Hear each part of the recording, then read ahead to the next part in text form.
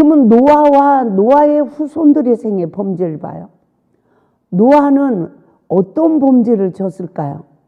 노아는 물론 노아가 하나님의 은혜를 입어서 방주를 지었어요. 그래서 방주에서 나왔다 이렇게만 돼 있어. 그렇기 때문에 노아가 하나님의 은혜를 입고 뭐 때문에 방주에 들어가서 방주에서 어떤 역사가 일어나서 방주에서 나왔는지 이거는 영적으로 많은 사람들이 해석을 안 해. 그런데 저를 보니까 내가 하와네, 늘 사단의 지배받아서 선악과를 먹는 하와네, 남의 허물을부터 먼저 보네. 누가 나를 대적하면 박해하면 내가 아담처럼 주는 걸 먹네. 선악과를 먹고 내가 또 쓴물을 주잖아요. 내가 아벨처럼 죽었네. 내가 가인처럼 어린 영혼을 죽이네. 내가 또 라멕처럼 강한 자도 죽이고 약한 자도 죽이네.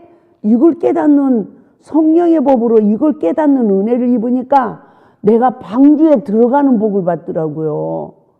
방주에 들어가서 누구 죄만 본다? 내 죄를 다 보는 거야. 그리고 그 속에서 회개하고 탄식하고 회개하고 탄식하고 막 하니까 까마귀를 통해서 시험해. 이제는 네가 말씀으로 시험을 이기는지 아니 이기는지 시험해. 그러다가 그 다음에 감람잎을 물고 오는 거야. 예수 그리스도를 상징하는 줄 믿습니다. 그러니까 율법이 말라. 율법으로 남을 정죄하는 게 말라. 그러니까 나가라. 이 은혜가 임하니까 다시 어떻게 합니까? 노아가 제단을 쌓잖아요. 하나님이 그것을 흡양하십니다. 예배가 회복되어져. 그러니까 창세기 9장에서 하나님이 다시 기업을 줬어요. 기업. 근데 창세기 9장 20절에서 21절 말씀을 보면 노아가 농사를 시작하여 포도를 심었어요. 포도나무를 심었는데 21절에 포도주를 마시고 취하여 그 장막 안에서 벌거벗은지라. 죄가 또 시작됐어. 죄가 누구로 시작됐죠? 노아로 시작됐다니까요. 죄가. 자식이 먼저 죄 안 졌어. 노아가 먼저 죄를 졌지. 근데 그 허물을 함과 야벳과 셈이 있는데 누가 먼저 봤죠? 함이 그 허물을 먼저 보았습니다. 그 함이 먼저 그 죄를 봤어요. 그리고 밖에 나가서 창세기 2장 아니에요. 창세기 9장 22절에서 23절을 보면 가나안의 아버지 함이 그의 아버지의 하체를 보고 밖으로 나가서 그의 두 형제에게 알렸어요. 근데 셈과 야벳이 옷을 가져다가 자기들의 어깨에 메고 뒷걸음쳐 들어가서 그들의 아버지의 하체를 덮었으며 그들이 얼굴을 돌이켜 그들의 아버지 하체를 보지 아니하였더라 라고 해요. 본 자와 보지 않고 가리운 자. 우리가 이 세상에서요 사단의 영에 지배받아서 보고 논하는 자는 저주를 받고 나만 저주받는 게 아니라니까요. 누구 저주까지 받아? 후손까지 저주받았어. 그러니까 우리가 이것을 내 생활 속에 잘 적용을 해봐요. 지금 여기 노아는 목회자를 뜻해. 또 부모를 뜻해. 그리고 함과 야벳과 셈은 자손을 뜻해요. 성도들을 뜻해요. 어려서부터 부모의 허물을 보고 부모에게 불순종하고 대적하는 자는 따라서 보다 교회에 와서도 똑같다. 맞죠? 그게 똑같은 거예요. 그래서 우리가 저도 되게 착한 줄 알았어요. 제가 너무너무 착한 줄 알았는데 아니더라니까요. 나는 이 말씀을 통해서 야, 내가 완벽한 죄인이네 라는 걸 깨달았어요. 성경에 나오는 모든 범죄자가 바로 나더라고요. 내가 함으로 성장했네. 어려서 아버지의 허물을 보고 아버지까지 대적하고 내가 함이었네. 그랬더니 내 자식까지 저주받았네. 근데 시집을 가가지고도 이걸 모르고 회개를 못하니까 남편 허물을 보고 남편을 또 저주했네. 또 이렇게 되더라는 거죠. 그래서 함이 그 허물을 보고 야벳과 셈과 야벳에게 고하자. 셈과 야벳은 옷을 가져다가 어깨에 메고 뒷걸음질을 쳐서 허물을 가리고 뒤돌아보지 않았대요. 구약에서는 부모를 대적하면 돌로 쳐 죽이래요. 잠언서 30장 17절에서는 아비를 조롱하며 어미 순종하기를 싫어하는 자의 눈은 골짜기에 까마귀에게 쪼이고 독수리 새끼에게 먹히기리라. 아, 이렇게 무서운 거예요. 그래서 그 노아의 심판의 눈은 어떤 눈이었어요? 그의 작은 아들이 자기에게 행한 일을 알고 이에 이르되 가나안은 저주를 받아 그 형제의 종들의 종이 되기를 원하노라. 종이 돼도 종들의 종이 됐대. 그렇게 낮추는 거예요. 근데 26절에서 셈은 또 이르되 셈의 하나님 여호와를 찬송하리로다. 가나안은 셈의 종이 되고 야벳이 27절에서 야벳이 하나님이 야벳을 창대하게 하사 셈의 장막에 거하게 하시고 셈과 야벳은 하나님의 복을 줘. 그러니까 남의 말 안 하고 허물을 가리는 자가 복을 받습니다. 아멘.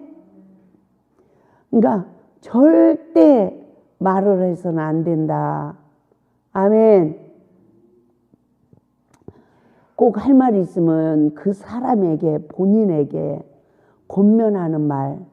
권면도 내 마음에 정죄하는 마음이 없고 그 영혼을 진심으로 사랑할 수 있는 마음이 됐을 때 권면해야 되는 거예요. 맞죠? 근데 이걸 알고 있으면서도 우리가 죄를 짓는단 말이에요.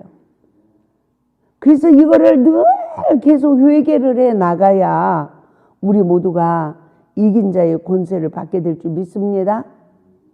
그래서요, 선악과 먹은 아담의 후손들, 물로 심판하고 노아의 가족을 남겼어.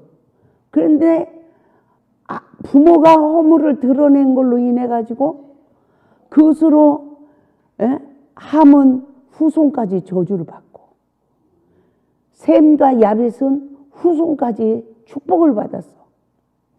그런데 선과 악을 하는 일에 사단의 영에 포로된 후손들이 생육하고 번성하자 어떤 결말이 주어집니까? 창세기 11장 5절에서 8절 보면 여호와께서 인생들에 쌓는 성과 대를 보시려고 강림하셨더라 그래. 바벨탑을 쌓은 거예요. 우리는 내가 뭐 보이는 바벨탑을 안 쌓아도 우리들 스스로 교만 바벨탑을 쌓아요, 안 쌓아요? 나도 모르게 쌓죠. 이 교만 바벨탑. 교만한 바벨탑을 쌓은 사람은 맨날 원망불평해. 감사를 못해. 교만한 자는 하나님 물리치니까 은혜를 안 주는 거예요. 불만만 가져. 이렇게 되는 거죠. 그래서 6절을 보니까 여호와께서 가라사대 이 무리가 한 족속이요 한 언어도 하나이므로 이같이 시작하였으니 이후로는 그 경영하는 일을 금지할 수 없으리로다. 7절 자 우리가 내려가서 거기서 그들의 언어로 혼잡게 하여 그들로 서로 알아듣지 못하게 하자 하시고 8절 여호와께서 거기서 그들을 온 지면에 흩으신 거로 그들이 성 쌓기를 그쳤더라. 결국 함의 자손들은 선과 악을 분별하는 교만한 자들이 되어서 하나님의 주권을 침입하는 바벨탑을 쌓게 되었습니다. 그들의 이 창조의 질서를 무시하고 바벨탑을 쌓는 이유가 첫째, 우리의 이름을 내자. 두 번째, 온 지면의 흩어짐을 면하자. 이런 거예요. 보세요. 우리가 계속 이 만남 속에서 남의 말하고 죄를 쌓아. 그러면 하나님이 강림하셔. 그래서 둘이 쌈을 붙여버려. 그 바벨탑을 무너뜨려버려. 그러면 언어가 안 통해. 그때부터 말이 안 통해. 그러면 더 죄를 짓는다, 안 짓는다? 안 지쳐? 못 짓는 거죠? 그래서 따라잡다 싸우는 것도 하나님의 은혜다.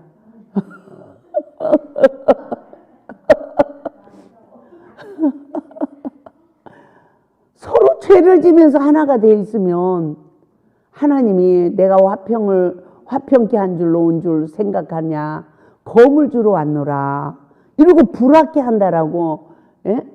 마태복음 10장 35절에서 우리에게 말씀하고 있잖아요.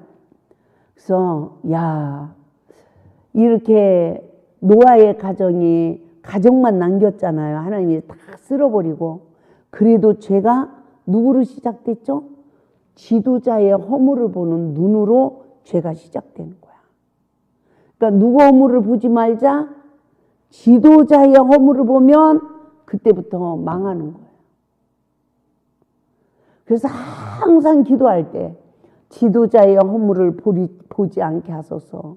어느 권세자의 허물도 보지 않게 하소서. 나는 허물을 보지 않고 가리우는 자가 돼서 복을 받기를 원합니다. 이러고 기도해야 될 줄 믿습니다. 아멘.